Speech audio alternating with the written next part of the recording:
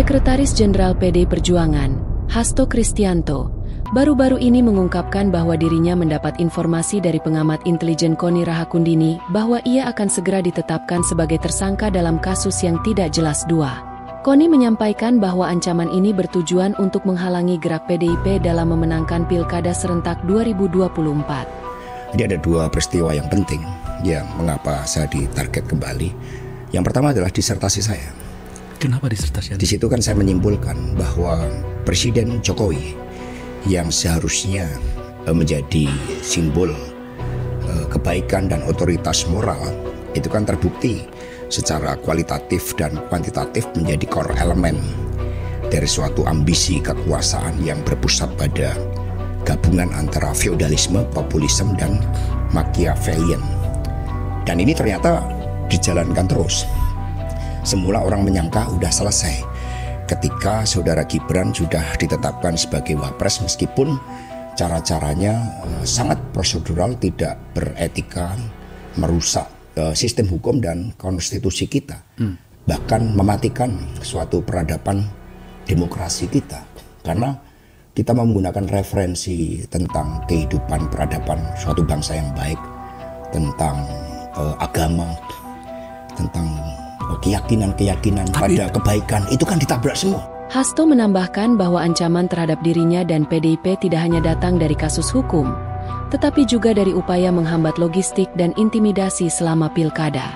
Meskipun demikian, Hasto menyatakan bahwa PDIP tidak akan gentar menghadapi ancaman ini dan akan menjadikannya sebagai kekuatan untuk menang terhadap apa yang terjadi di dalam kehidupan demokrasi kita. Tetapi yang kedua inilah yang kemudian membahayakan. Betul. Karena kemudian di dalam pilkada kami melihat bahwa ambisi kekuasaan itu tidak berhenti. Kita ini negara berbentuk republik, bukan kerajaan. Tetapi Pak Jokowi mau menerapkan dengan menempatkan keluarganya.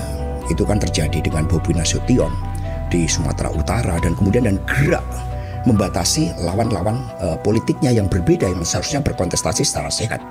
Bobi Nasution sama Edi Rahmayadi harusnya berkontestasi dengan sehat. Tetapi ada mobilisasi dari apa yang disebut sebagai Partai Coklat. Kemudian di Jawa Tengah antara Andika Perkasa dan Komjen Polisi Purnawirawan Lutfi harusnya berkontestasi dengan sehat.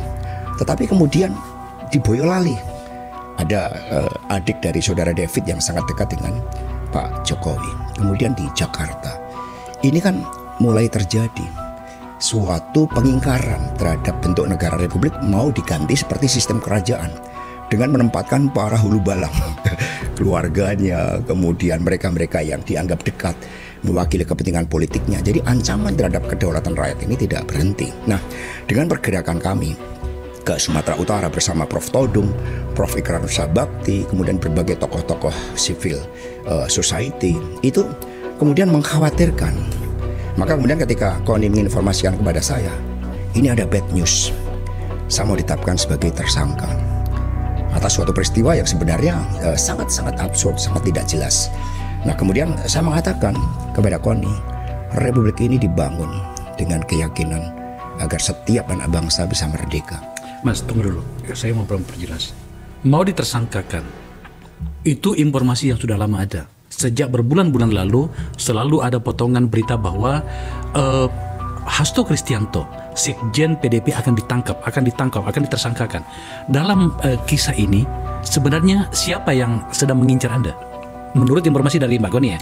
Ya, karena di dalam pesan itu sangat jelas. Sebaiknya saya tidak usah turun ke Sumatera Utara mempersoalkan Bobi Nasution.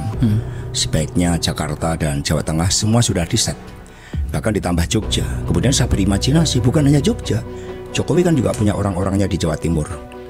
Dan kemudian kita lihat kepemimpinan Bu Risma hari ini yang sangat fenomenal dengan menutup Doli dan sebagainya, itu pun mencoba dihambat dengan berbagai cara-cara yang sangat luar biasa, dari mematikan jalur logistik hingga berbagai intimidasi-intimidasi yang ternyata masih dipraktekkan. Nah, upaya untuk menjadikan pilkada ini sebagai bagian dari quote and quote hulu balang sang raja itulah yang kemudian terganggu dengan konsolidasi yang dilakukan oleh PD Perjuangan dengan kekuatan non-partai, dengan kekuatan relawan, dengan kekuatan civil society, sehingga harus ada upaya untuk menghentikan dari ujungnya.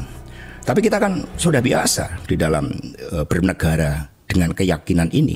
Ketika kita digerakkan oleh keyakinan, ya ancaman 1 juta peluru pun tidak membuat kita reda oleh berbagai tekanan itu. Maka saya bilang sama kau nih, mari kita jadikan ini sebagai momentum untuk mengingatkan kepada seluruh rakyat Indonesia bahwa ambisi kekuasaan yang menggunakan hukum, yang menggunakan kekuatan logistik yang luar biasa. Saya dapat informasi cukup akurat setelah Jokowi turun di Jakarta misalnya, dimobilisasi dana hampir 200 miliar rupiah.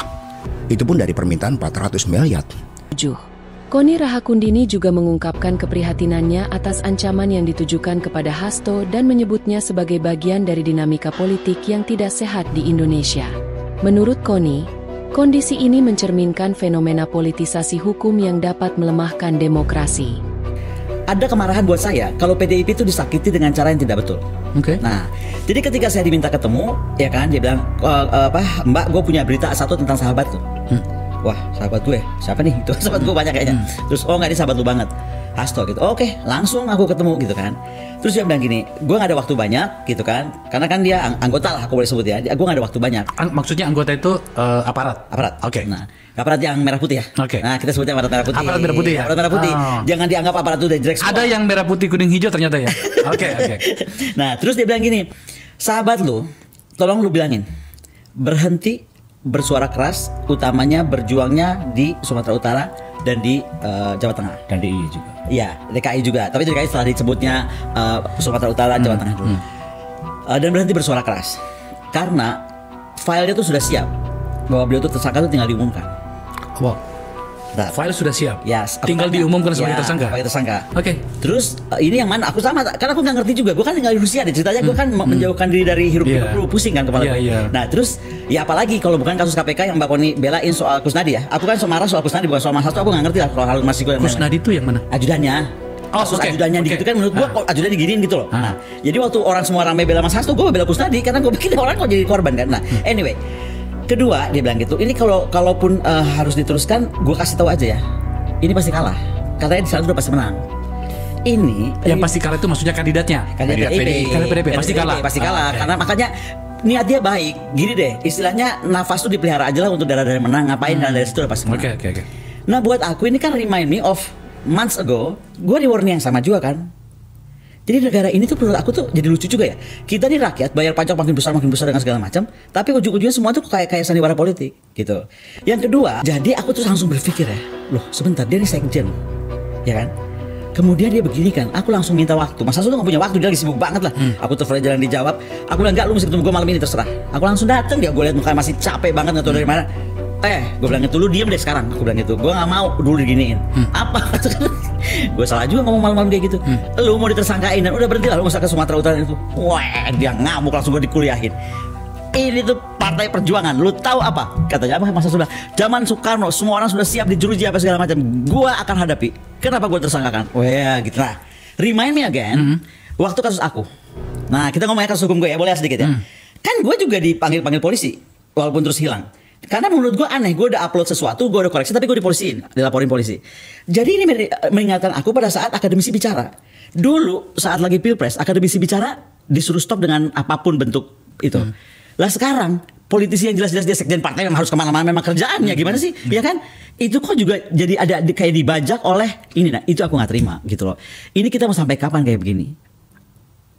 Oh oke. Yang saya mau tanyakan pada bagian ini, informasi itu saya harus memuaskan keinginan mendengar informasi penonton kita bahwa pertama siapa yang ngincar Mas Hasto, yang kedua kasus apa? Tadi kan disebutkan Kusnadi, ya kasus KPK. Berarti KPK kan gitu ya. Artinya ada kaitannya dengan Harun Masiku ya.